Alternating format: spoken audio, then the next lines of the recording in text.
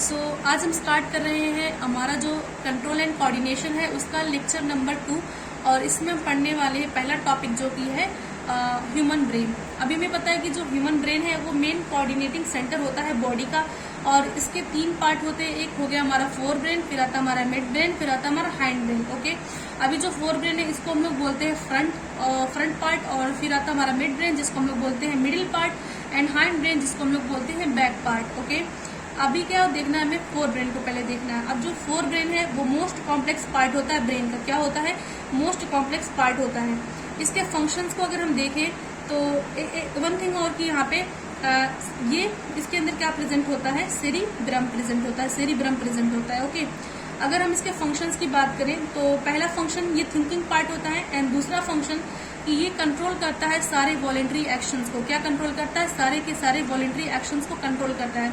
फिर आता है हमारा थर्ड पॉइंट जो कि ये स्टोर करता है इन्फॉर्मेशन को। ठीक है, क्या करता है? इन्फॉर्मेशन को स्टोर करता है, मेमोरी वाला काम करता है। ठीक है, फिर आता है हमारा मिड ब्रेन। अभी जो मिड ब्रेन होता है ये कनेक्ट करता है हमारे फोर ब्रेन को टू दी हैंड ब्रेन, यानी कि फोर ब्रेन को हैंड ब्रेन से कनेक्ट करता है। अगर इसके फंक्शंस की बात करें तो पहला फंक्शन इसका है, ये कंट्रोल करता है इनवॉलेंट्री एक्शंस को। क्या करता है? इनवॉलेंट्री एक्शंस को कंट्रोल करता है।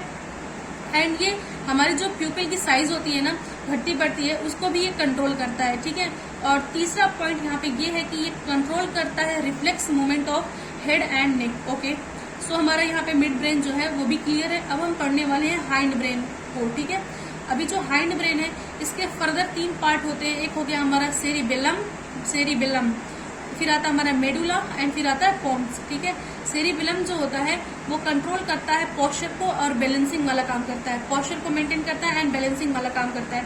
सपोज दैट कि आपको स्ट्रेट लाइन में चलना है तो वो वाला काम कौन कराएगा? हमारा सेरिबेलम कराएगा। और पेन को उठाना ये भी एक सेरिबेलम का फंक्शन हो गया। ठीक है, फिर आता है हमारा मेडुला वाला पार्ट। मेडुला जो होता है वो कंट्रोल करता है इनवॉलेंट्री एक्शंस को, जैसे कि एग्जांपल हो गया हमारा यहाँ पे ब्लड प्रेशर, और एक हो गया हमारा वॉमिटिंग।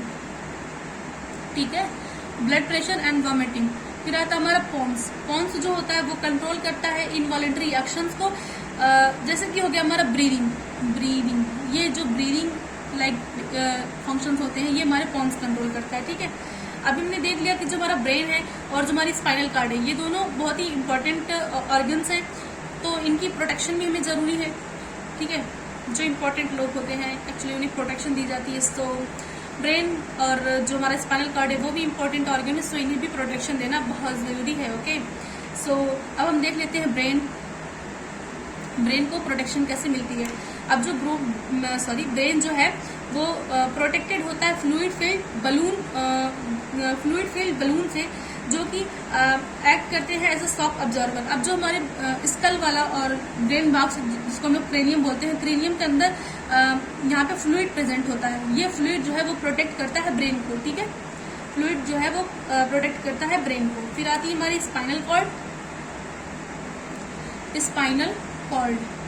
अभी जो स्पाइनल कॉर्ड होता है वो इंक्लोज होता है हमारा वर्टिब्रल कॉलम में। किसमें इंक्लोज होता है? वर्टिब्रल कॉलम में। सो ये भी प्रोटेक्टेड हो गया, ये भी प्रोटेक्टेड हो गया। अभी हम देखने वाले हैं coordination between nervous and tissues. Nerves और टिश्यूज के बीच में कोऑर्डिनेशन हम देखने वाले हैं।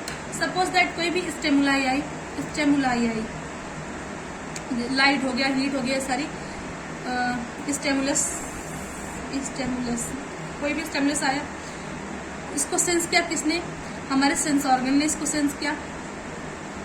सेंस ऑर्गन में आंख हो गई, कान हो गई, स्किन हो गई, टंग हो गई, ये सारे सेंस ऑर्गन है। इसमें से किसी ने इसको सेंस किया, फिर उसने क्या किया, जो मैसेज है वो किसके थ्रू भेजा? सेंसरी नर्व के थ्रू मैसेज जो है वो आगे ट्रांसफर किया किसको? सेंट्रल नर्वस सिस्टम को। किसको ट्रांसफर किया? सेंट्रल नर्वस सिस्टम को। एंड सेंट्रल नर्वस सिस्टम में क्या होता है कि जो इन्फॉर्मेशन रिसीव हुई है उसको प्रोसेस वो करेगा, वहां पे डिसीजंस बनाएगा और रिस्पांस जनरेट करेगा। फिर ये जो रिस्पांस जनरेट हुआ है वो किसके थ्रू उसका मैसेज जाएगा? मोटर न्यूरॉन्स के थ्रू जाएगा। किसके थ्रू? मोटर न्यूरॉन्स के थ्रू। इंफॉर्मेशन कहाँ गई, मसल्स पे गई, हमारी मसल्स पे गई। और मसल्स क्या है, वो शॉर्टन हो गई। मसल्स क्या हो गई, शॉर्टन हो गई। और ये क्या हुआ, हमारा एक रिस्पॉन्स हुआ। ओके, सो आई होप कि आपको क्लियर हुआ है। सबसे पहले क्या होता है, स्टिमुलस जाता है सेंस ऑर्गन पे।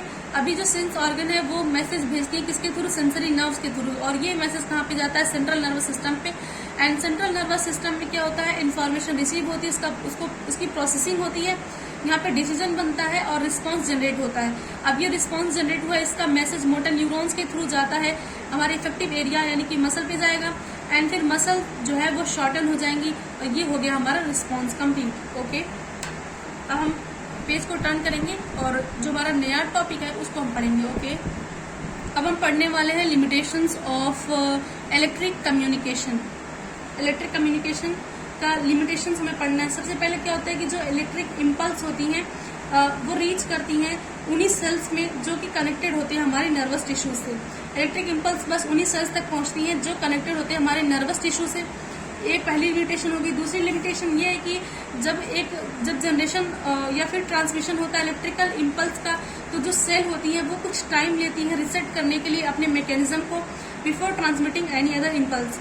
सो यहाँ पे जो कॉन्टिन्यूटी क्रिएट है वो नहीं हो पाती है। ठीक है, कॉन्टिन्यूटी क्रिएट नहीं हो पाती है। ठीक है, और जो प्लांट है उनमें किसी तरीके का कोई भी नर्वस सिस्टम नहीं प्रेजेंट होता है। ठीक है, तो ये सारे लिमिटेशंस हो गए हमारे इलेक्ट्रिक कम्युनिकेशन की। पहली लिमिटेशन क्या थी कि जो इलेक्ट्रिक इम्पल्स है बस उन्हीं सेल्स तक पहुंचता है जो कनेक्टेड होती है हमारे नर्वस टिश्यूज से। और दूसरी ये कि जब भी कोई भी इलेक्ट्रिक इम्पल्स जनरेट होती है, ट्रांसमिट होती है, तो जो हमारी सेल्स होती हैं उनको चाहिए होता है कुछ टाइम ताकि वो रिसेट कर सके अपने मैकेनिज्म को before transmitting any other impulse. So जो कॉन्टिन्यूटी है वो मेंटेन नहीं हो पाती है। ठीक है, और जो प्लांट है उनके अंदर कोई भी नर्वस सिस्टम नहीं पाया जाता है। ओके, आई होप कि आपको क्लियर हुआ होगा लिमिटेशंस इन इलेक्ट्रिक कम्युनिकेशन। अब हम आगे बढ़ते हैं और देखेंगे कोऑर्डिनेशन इन प्लांट। ठीक है, coordination in plant, coordination in plants. Okay, अभी हमें देखना है इसमें movement in plants, movements in plants. अभी जो मूवमेंट्स होती हैं वो दो टाइप की होती हैं। एक होती है इंडिपेंडेंट ऑफ ग्रोथ,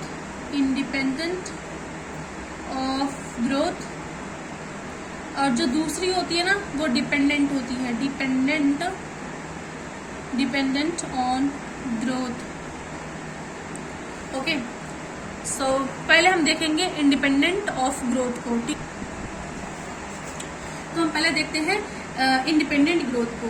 ठीक है, इंडिपेंडेंट ग्रोथ में क्या होता है, इमीडिएट रिस्पांस होता है स्टिमुलस का इमीडिएट रिस्पांस दिया जाता है। ठीक है, और यहाँ पे जो प्लांट्स होते हैं वो यूज करते हैं इलेक्ट्रिकल एंड केमिकल मीन को ताकि वो अपनी जो इंफॉर्मेशन है उसको कन्वे कर सके from cell to cell. Okay, और जो यहाँ पे तीसरा पॉइंट है वो ये है कि जब भी मूवमेंट होता है वो मूवमेंट होता कैसे, जो सेल्स हैं वो अपने शेप को चेंज करती हैं by changing the amount of the water in them, जिससे क्या होता है कि सेल या तो स्वेल होती है या फिर क्या होती है, श्रिंक होती है। ठीक है, इसका एक एग्जाम्पल क्या हो गया कि जब भी हम टच मी नॉट प्लांट यानी कि छुई हुई के पौधे को टच करते हैं तो उसकी जो लीफ है वो मुरझाना शुरू कर देती है। ठीक है, ये हो गया हमारा इंडिपेंडेंट ऑफ ग्रोथ। अभी दूसरा हम देखने वाले हैं dependent of growth.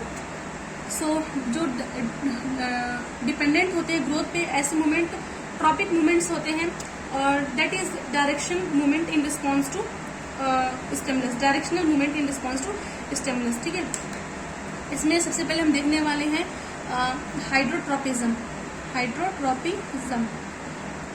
Hydro means होता है क्या, वाटर। ठीक है, ये मूवमेंट होगा किसकी तरफ, मूवमेंट टुवर्ड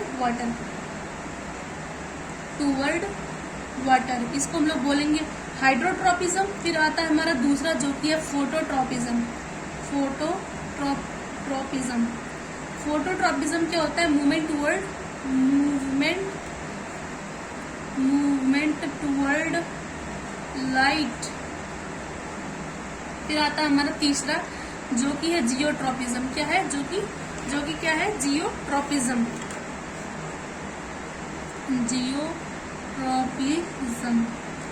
एक्चुअली मैं सारी चीजें लिखती इसलिए नहीं हूँ क्योंकि आई थिंक कि जब लिखते हैं हम तो टाइम ज़्यादा लगता है, लेकिन आपने सब कुछ लिखना है, मैं टाइम सेव करने के लिए नहीं लिखती हूँ, ठीक है, वरना वीडियो लंबी हो जाएगी। सो आई होप कि आप समझ रहे होंगे कि कोई वीडियो देखेगा नहीं जब लंबी हो जाएगी ना।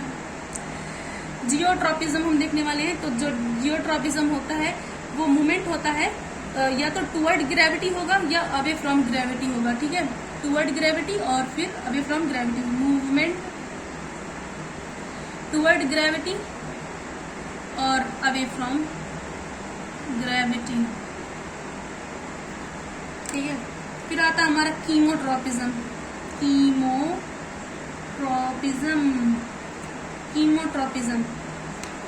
कीमोट्रॉपिज्म का एक एग्जांपल है growth of pollen tube toward ovule. ये एक इम्पॉर्टेंट पॉइंट है। इवन जब मैं 10th में थी तो मेरे टाइम पे ये आ गया था लिखने को। सो आई होप कि आप इसको लर्न कर लेंगे, ठीक है। इसमें क्या होता है कीमोट्रॉपिज्म में growth of pollen tube towards ovule, ठीक है। आई होप कि सब कुछ क्लियर हो रहा है आपको। और यहाँ पे टेंड्रिल वाला जो कॉन्सेप्ट दे रखा है वो ये है कि टेंड्रिल का पार्ट जब किसी ऑब्जेक्ट से दूर होता है तो वो ग्रो करता है rapidly as compared to the part near the object.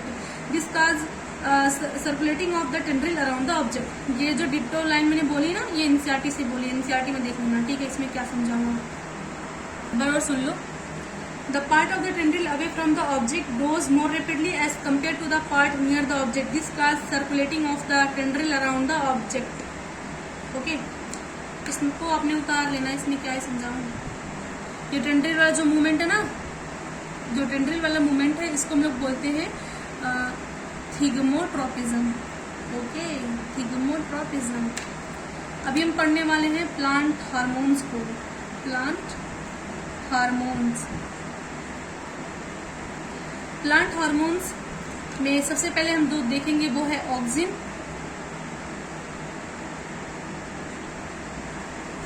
दूसरा है हमारा जिबरलिन,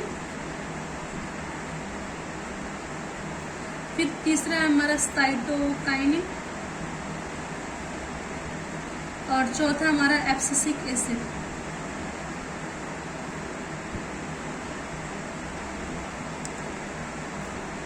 अभी हम देख लेते हैं कि सबसे पहले हम देख लेते हैं प्लांट हार्मोन्स होते क्या हैं। तो प्लांट हार्मोन्स ऐसे केमिकल कंपाउंड्स होते हैं जो कि हेल्प करते हैं टू कोऑर्डिनेट ग्रोथ, ठीक है, और वो डेवलप करते हैं रिस्पॉन्स को to the environment.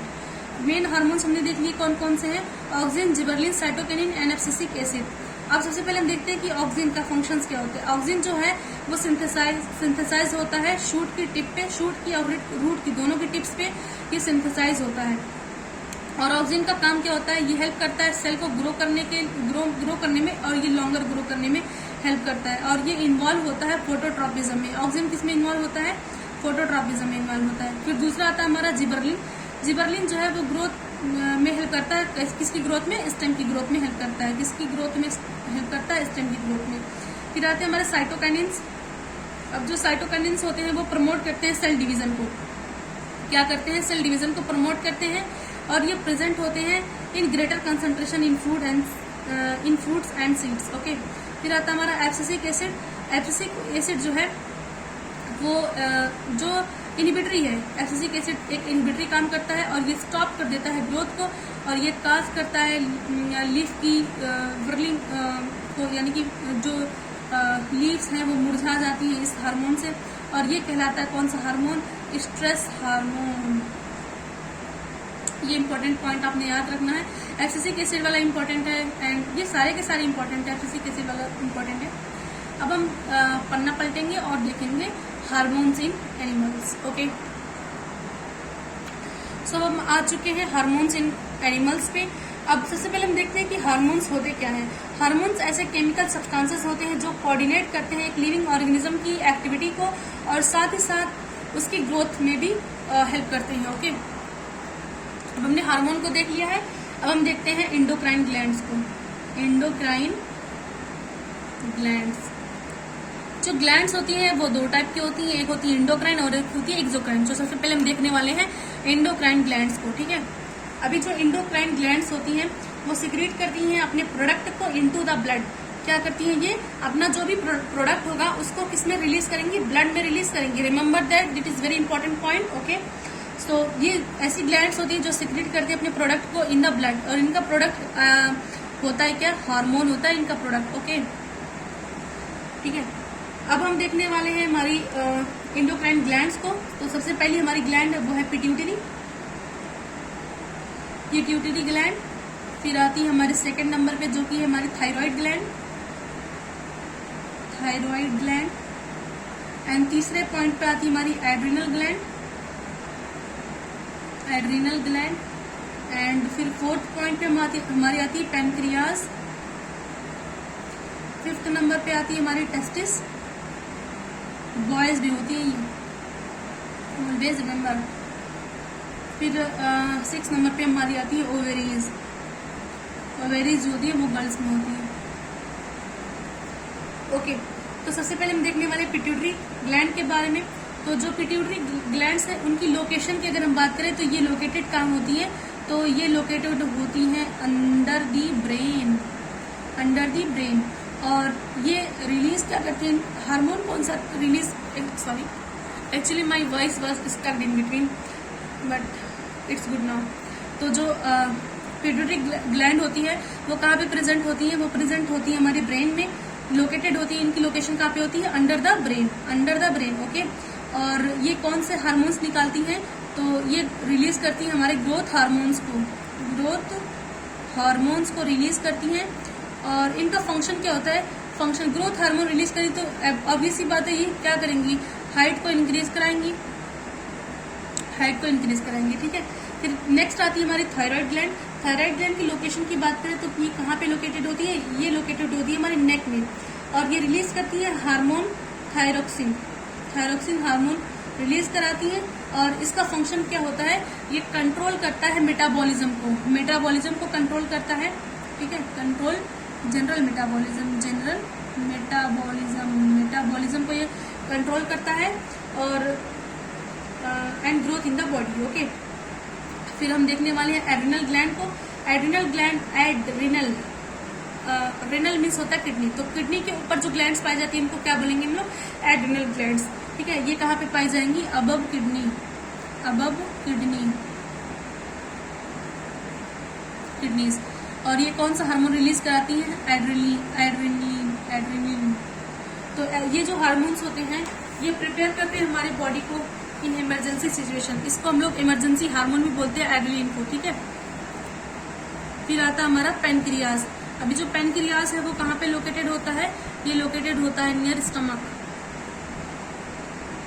Stomach, near stomach. और ये रिलीज कराता है इंसुलिन। इंसुलिन कंट्रोल क्या करता है हमारा, इंसुलिन कंट्रोल करता है ब्लड शुगर लेवल को, ब्लड शुगर लेवल को इंसुलिन कंट्रोल करता है।